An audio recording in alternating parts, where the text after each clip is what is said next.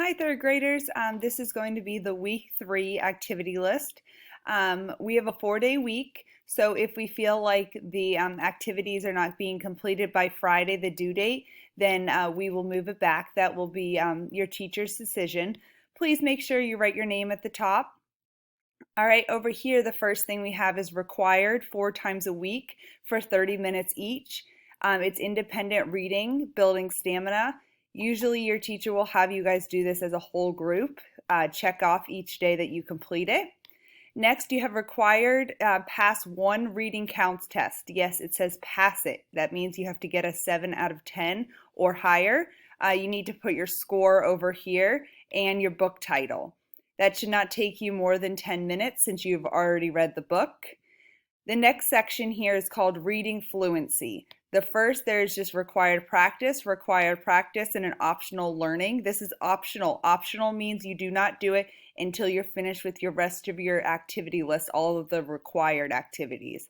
So there are 2 practices. You can do either one first. It does not matter. But let's start at this first box. It says, first, listen to your ERLA tricky words by scanning the QR code for your ERLA level. You did this last week, so this is kind of a review.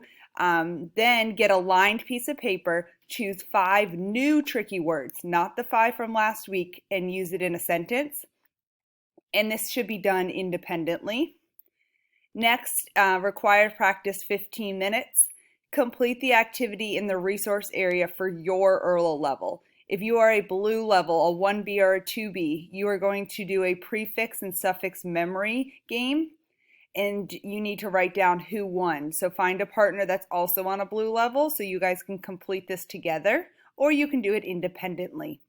If you are a 1R, 2R, or a white level reader, you're going to complete the prefix practice worksheet, which will be found in the resource area.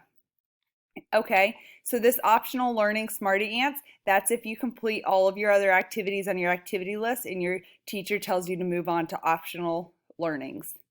The next section of your activity list is the reading skills, literal and non-literal language.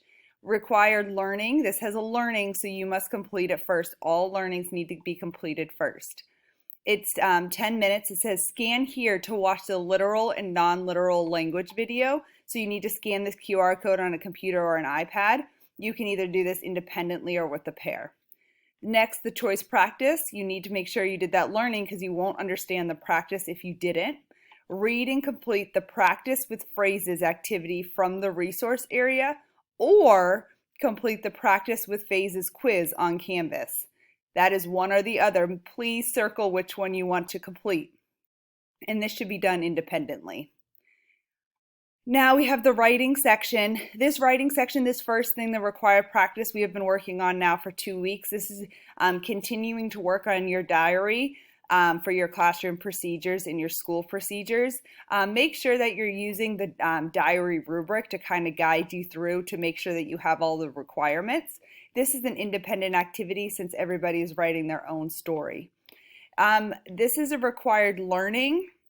Please do this learning before you do the practice below it. Learning first, then practice.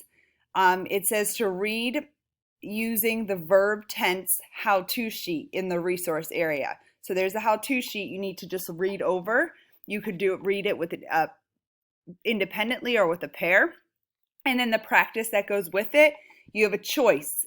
You need to choose one and circle it. It says complete the verb tense quiz on Canvas in My Learning, or you need to complete the verb tense activity in the resource area. So one's on the computer and one is a hard copy in the resource area. And then for math, this is going to be a review of what you guys complete in your math benchmarks with your teacher. It's a required practice. It's complete the equal groups in array in the resource area. So it'll be titled Equal Groups in Arrays.